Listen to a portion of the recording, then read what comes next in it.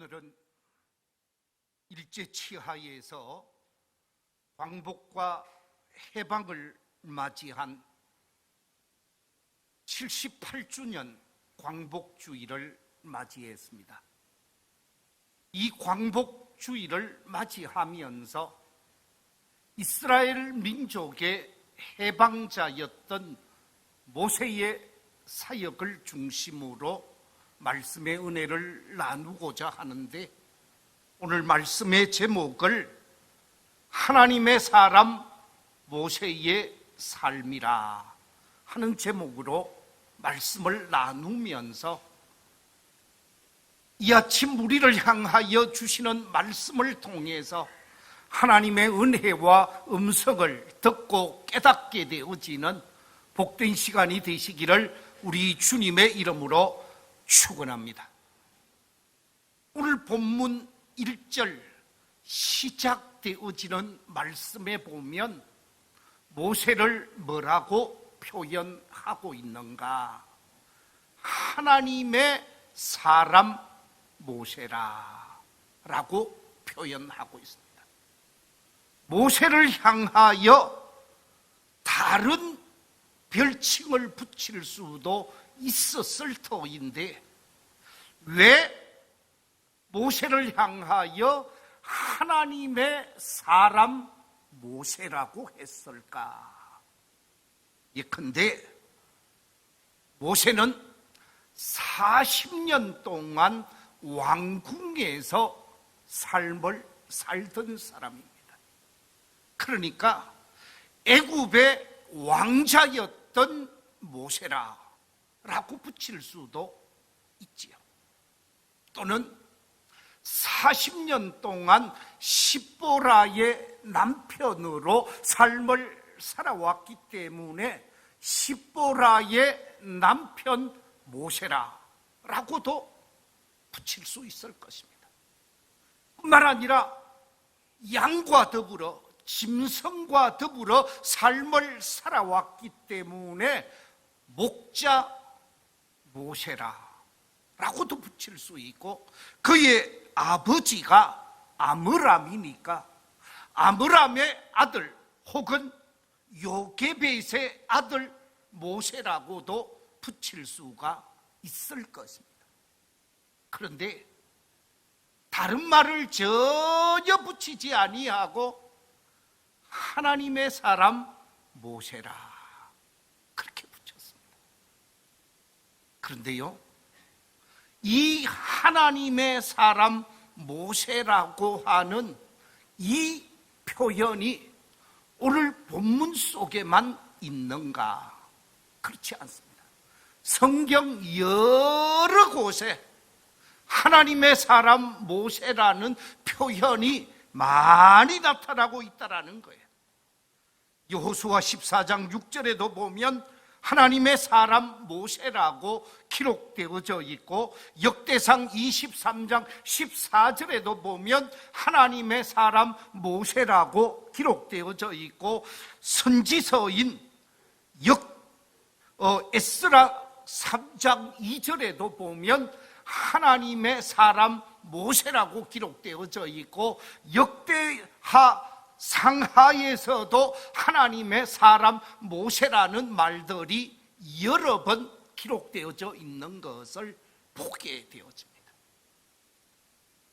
모세를 향하여 하나님의 사람 모세라고 표현했는데, 이 같은 표현이야말로 가장 영광스러운 표현이라, 영광스러운 닉네임이라 라고 말할 수 있을 것입니다.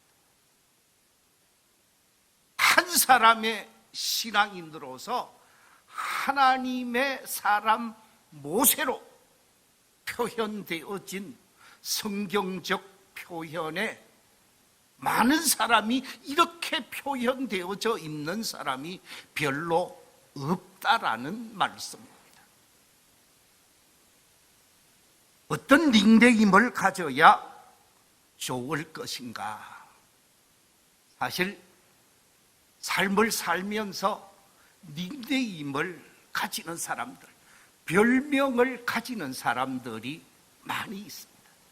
이 자리에 계신 우리 성도님들도 각자 자기에게 별명이 있는 사람들 없잖아 있을 것입니다. 자, 대한민국에서 야구를 아주 잘하는 사람, 나와서 쳤다 하면 안타가 되고 홈런이 되어서 많은 사람들의 사랑을 받고 특별히 대구 시민으로부터 엄청난 사랑을 받은 국민타자라는 유명한 선수가 있습니다. 그 사람이 누굽니까? 그렇습니다. 국민타자라는 별칭을 가진 사람이 이성엽인데, 지금 이성엽은 프로야구 두산의 감독을 하고 있는데, 선수 시절 삼성에서 시작해서 삼성에서 마칠 정도로 삼성맨으로서 국민타자의 소리를 듣게 되어졌죠.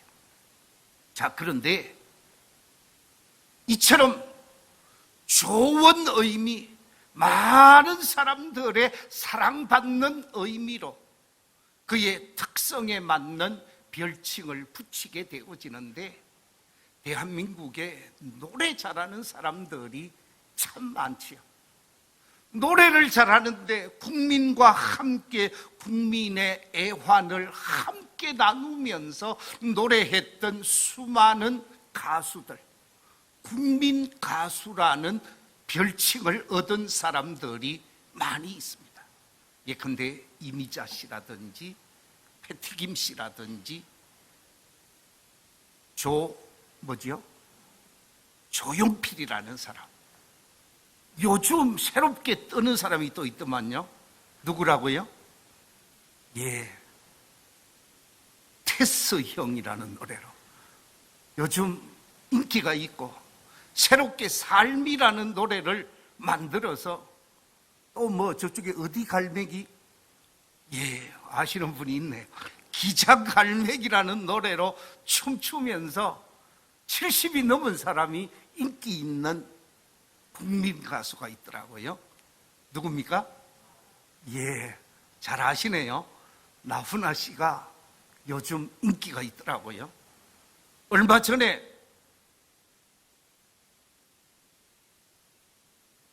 체육관을 빌려서 공연을 하는데 나훈아 씨 티켓이 1시간 만에 45,000장이 다 팔렸다고.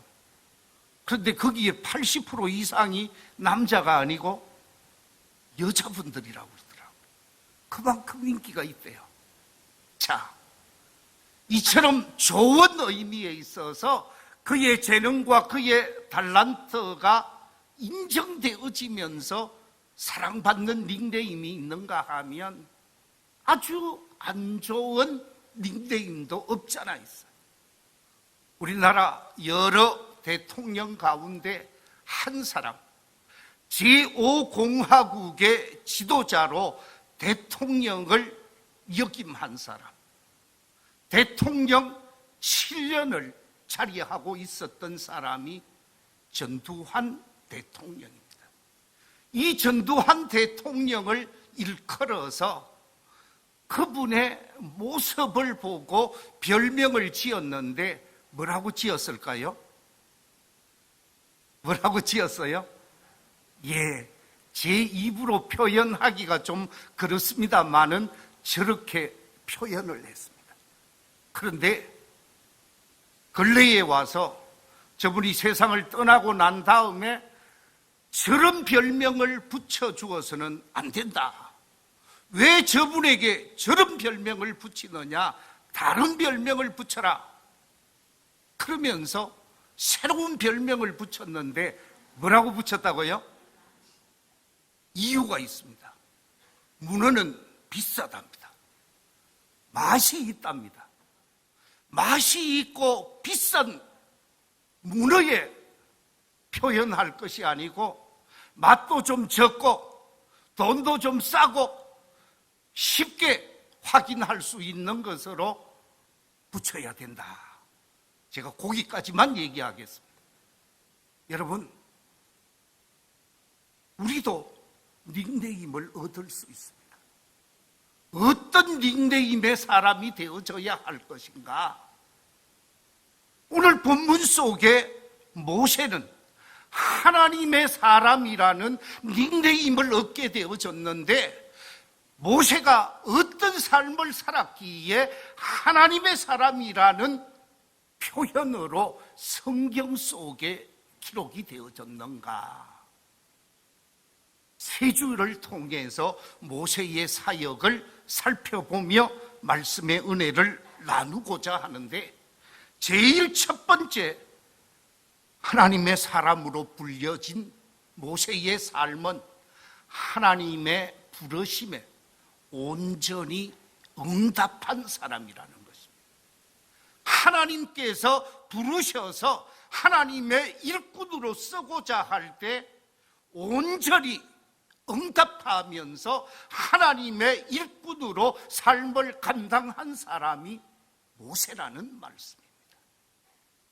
우리가 잘 아는 대로 모세는 참 어려운 시대에 태어났습니다.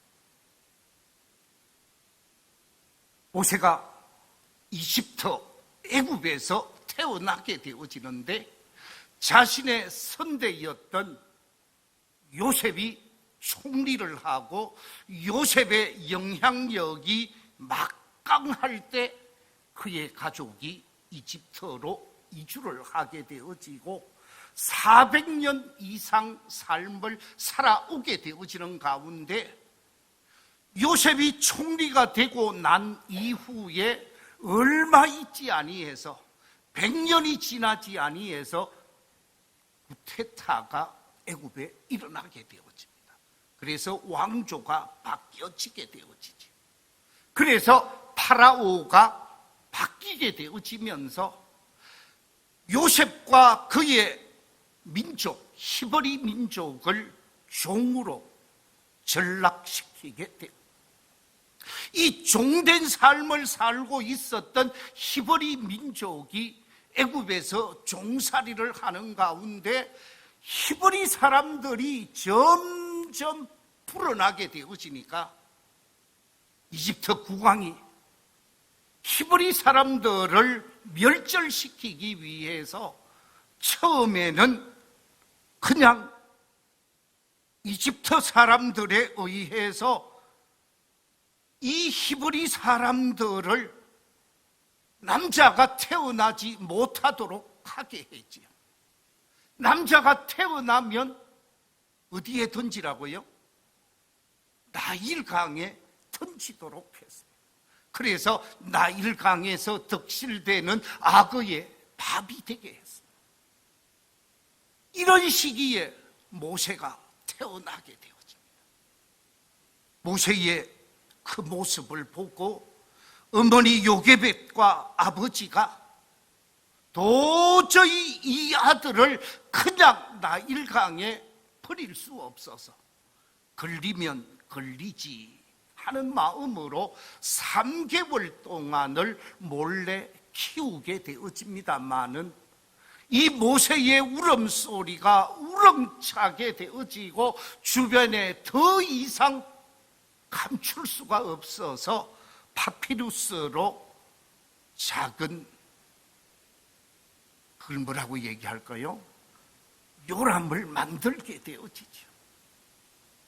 작은 요람을 만들어서 거기에다가 석청을 발라서 물이 올라오지 못하도록 하고 히브리인의 보자기를 깔고 거기에 어린 핏덩어리 3개월 된 모세를 거기에 넣어서 나일강에 띄어 보내게 되어집니다.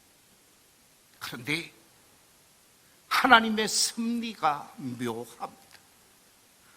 그 나일강, 그때 바로의 공주가 나일강을 찾게 했고 나일강에서 떠내려오는 어린 꼬마를 발견하게 하면서 물에서 건져 올렸다고 해서 이름을 모세라고 짓게 되어지고 이집트 왕궁으로 데리고 가게 되어집니다.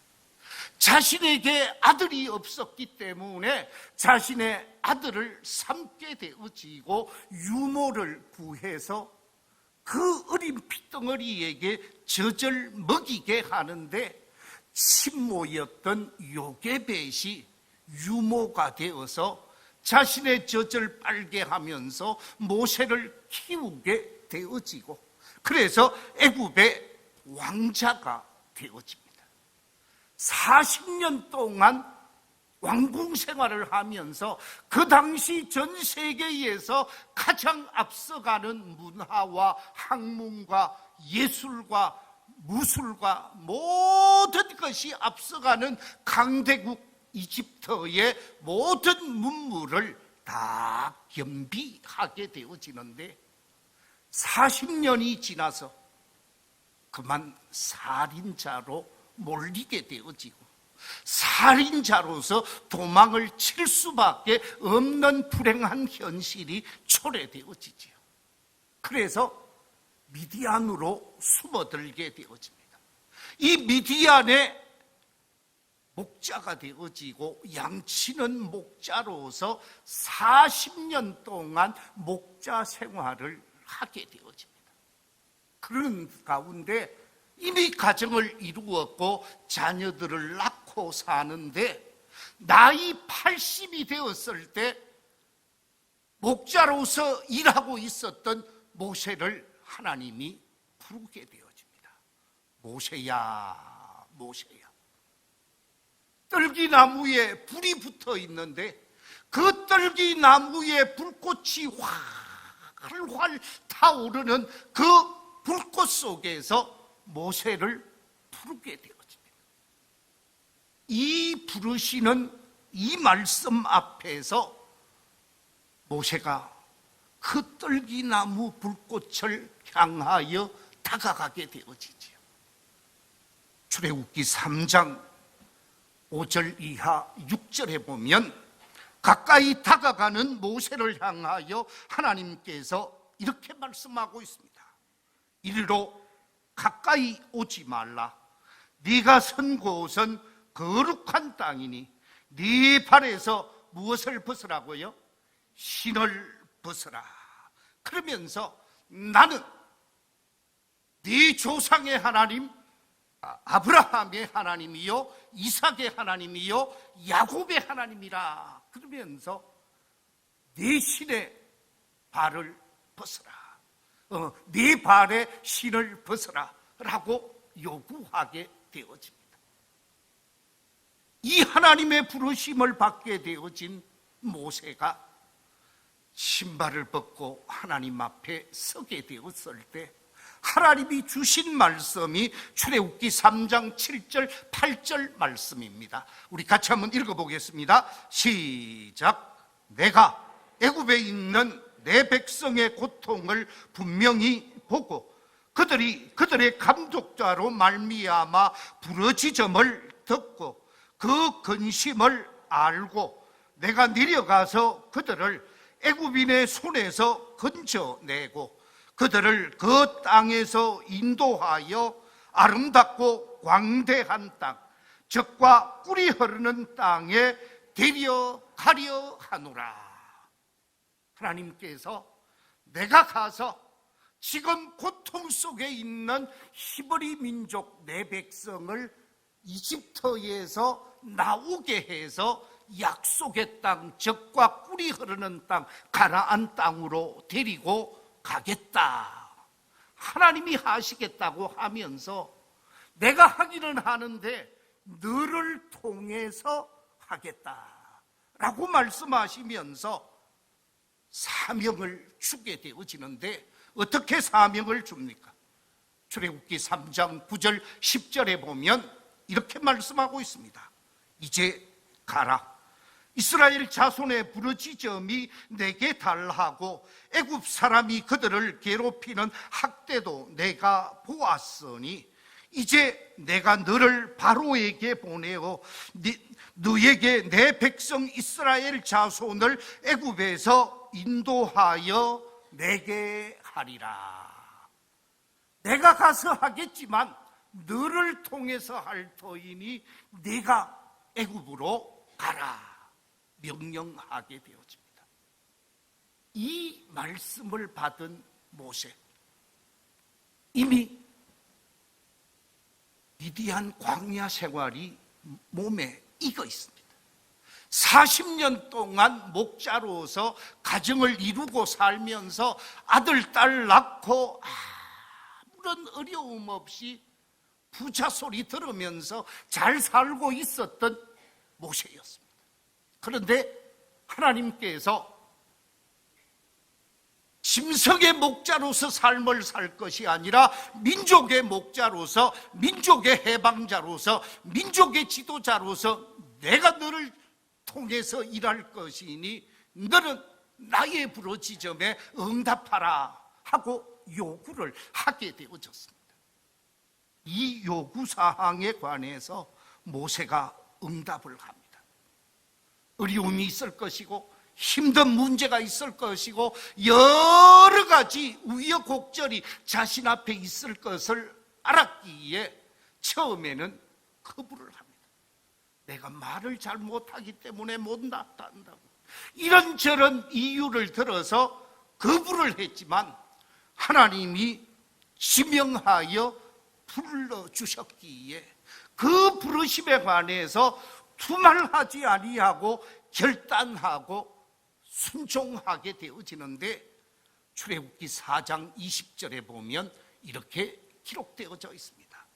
모세가 그의 아내와 아들들을 나귀에 태우고 애굽으로 돌아가는데 모세가 하나님의 지팡이를 손에 잡았더라. 하나님이 말씀하신 대로, 하나님이 부르셔서 사명을 주신 대로 이집트로, 애굽으로 들어가게 되어지고 애굽으로 들어가서 하나님이 맡기신 사명을 감당하게 되어지는 것이지요. 완전히 삶의 현장인 미디안을 떠나서, 이 미디안 광야에서 완전히 떠나서 애굽으로 사명의 자리로, 사역의 자리로 완전히 옮기는 모습을 보게 되어집니다. 그렇습니다. 하나님의 부르심을 받고 하나님의 사명자로 믿음의 길을 걸어가고자 하는 사람은 어정쩡한 위치를 잡아서는 안 된다는 거죠. 확실하게 발을 옮겨야 한다는 거예요. 미디안에서 이집트로 확실하게 옮겨야 되는 거예요. 이것도 아니고 저것도 아니고 여기도 아니고 저기도 아닌 중간지대에서 왔다 갔다 하는 것은 하나님이 결코 기뻐하는 모습이 아니다라는 말씀입니다. 하나님께서 오늘 찬양, 우리 할렐루야 찬양대의 찬양의 가사에 나오는 엘리야 시대, 이 엘리야 시대에 엘리야가 갈멜산에서 영적 전쟁을 하게 되어집니다. 바알 선지자 450명, 아세라 목상을 섬기는 선지자 400명, 850명과 한 사람 엘리야가 영적 전쟁을 하게 되어지죠. 갈멜산에서 불이 떨어지게 하고 불이 떨어지는 역사하시는 그 신이 참 신이심을 증명하게 되어지면서 정치적으로 왕후를 통해서 민족을 힘들게 하고 있었던 그 당시 왕후의 그 힘을 하나님의 능력과 하나님의 권세로 짓누르게 되어지면서 850명의 모든 이방 선지자들을 제거하고 살아계신 하나님을 증명시켰던 엘리야를 통하여 주신 말씀이 있습니다. 그게 뭡니까? 우리가 잘 아는 대로 열왕기상 18장 21절에 보면 이렇게 말씀하고 있습니다. 엘리야가 모든 백성에게 가까이 나아가 이르되 너희가 어느 때까지 둘 사이에서 머뭇하려느냐? 여호와가 만일 하나님이면 그를 따르고 바알이 만일 하나님이면 그를 따를지니라 하니 백성이 한마디도 대답하지 아니했다. 그러면서 바알을 따라가기도 하고 여호와를 추종하기도 하고 이랬다가 저랬다가 갈짓자 인생을 걷고 있었다라는 거예요. 바알이 뭡니까? 풍요의 신입니다. 풍요를 쫓아갔다가 하나님의 말씀을 쫓아갔다가 진리를 쫓아갔다가 부를 쫓아갔다가 갈짓자 인생을 걷지 말고 분명하게 자신들의 이치를 잡으라고 말씀하고 있는 것입니다. 이 말씀대로 모세는 미디안 광야를 떠나서 하나님이 주신 사명의 현장으로 들어가게 되어지고 사명의 현장에 들어가서 사역을 감당하게 되어지는 것이죠. 마지막 성경 요한계시록에서 하나님께서는 요한을 통하여 우리에게 주신 말씀이 이렇습니다. 요한계시록 3장 14절 이하 16절 말씀 우리 같이 한번 읽어보겠습니다. 시작. 아멘이시여 참된 정인이시여 하나님의 창조의 근본이신 이가 이러시되 내가 네 행위를 아노니 네가 차지도 아니하고 뜨겁지도 아니하도다. 네가 차든지 뜨겁든지 하기를 원하노라. 네가 이같이 미지근하여 뜨겁지도 아니하고 차지도 아니하니 내 입에서 너를 토하여 버리리라. 이것도 아니고 저것도 아니면 하나님께서 버리겠다고 말씀합니다. 이 자리에 계신 우리 모든 성도님들이 분명한 사명의 자리에 서서 하나님이 원하시고 하나님이 기뻐하시는 아름다운 사역을 감당하는 복된 성도들이 다 되시기를 주의 이름으로 축원합니다. 두 번째, 오늘 이 본문 속에서 모세의 삶을 보여주고 있는데 모세의 삶의 모습 속에서 발견할 수 있는 것은 바로 민족 해방자의 길을 온전히 걸은 사람이라는 것입니다. 오늘 우리 민족이 광복을 맞이한 지 78주년이 되어지면서 우리 민족의 강복을 위해 많은 선진들을 기억하는 날이긴 합니다만은 모세는 이스라엘 민족의 자유와 해방을 위하여 자신의 생명을 내어놓고 사명을 감당한 사람입니다.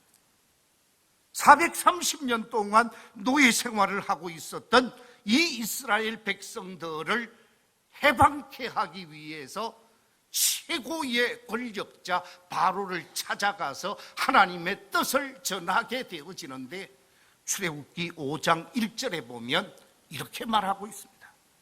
그 후에 모세와 아론이 바로에게 가서 이르되 이스라엘의 하나님 여호와께서 이렇게 말씀하시기를 내 백성을 보내라. 그러면 그들이 광야에서 내 앞에 절기를 지킬 것이니라. 이스라엘 백성을 보내도록 해주십시오. 이것이 여호와 하나님의 뜻입니다 하고 요구하게 되어집니다. 그때 바로가 질문을 하지요. 아니 여호와가 누구냐? 여호와 그가 누구길래 히브리 민족을 이 애굽에서 나갈 수 있도록 요구하느냐 얘기했을 때 여호와 하나님은 히브리 민족의 신이요 히브리 민족의 하나님이라고 대답하면서 히브리 민족의 하나님이 히브리 민족을 애굽에서 나가도록 했습니다. 요구를 하니까 코웃음을 쳤지요. 그럼에도 불구하고 계속 찾아가게 되었죠. 한 번 찾아가고 두 번 찾아가고 계속 찾아가게 되어집니다. 제가 성경을 쭉 찾아간 사실을 성경에 기록되어진 것만 확인한 것이 12번이었습니다. 여러분 우리나라 말에 그런 말이 있죠. 10번 찍어서 뭐 한다고요? 안 넘어가는 나무가 없다고 그랬어요. 12번 찾아가서 부탁해서 드디어 바로 왕의 허락을 받고 이스라엘 민족을 이집트에서 하나님이 약속하신 가나안으로 가도록 허락을 하게 되어집니다. 민족의 해방자가 바로 모세였듯이 오늘 우리 민족은 이 8.15 해방이라고 하는 의미 있는 이 78주년을 맞이하면서 애국지사들을 결코 잊어서는 안 될 것입니다. 대한민국이 오늘날 존재할 수 있도록 누가 역할을 했는가? 그 역할에 있어서 가장 중요한 역할을 하신 분 한 사람을 꼽으라고 하면 여러분은 누구를 선택할 수 있겠습니까? 저한테 질문을 하면 저는 두 말도 하지 아니하고 우암 이성만 박사를 말씀드릴 수밖에 없습니다. 우암 이성만 박사가 미국에서 활동하면서 하와이에서 활동하면서 그분이 수고하고 그분이 애쓰고 힘쓴 결과 대한민국 이 조선의 독립을 최초로 선언하게 되어진 선언문이 있는데 그 선언문이 무엇입니까? 그게 카이로 선언입니다. 이 카이로 선언을 할 수 있도록 만든 사람이 누구냐? 이성만 박사입니다. 1943년에 카이로 선언을 하게 되어지는데 이 카이로 선언을 하면서 조선이 해방시키게 되어질 것을 최초로 언급하게 되어집니다.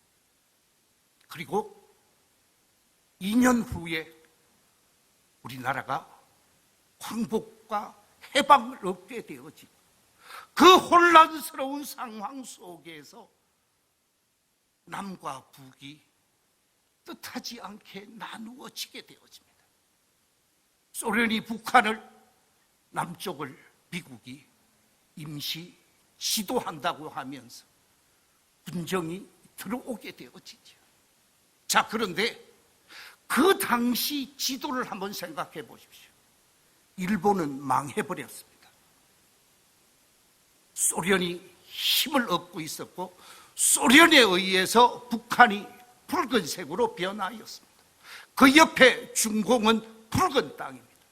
대한민국을 중심으로 해서 온통 붉은 나라들, 공산주의가 지배하고 있는 나라가 되어지는데 그 속에서 자유 대한민국을 만들게 하는데 역할을 감당한 사람이 누구입니까?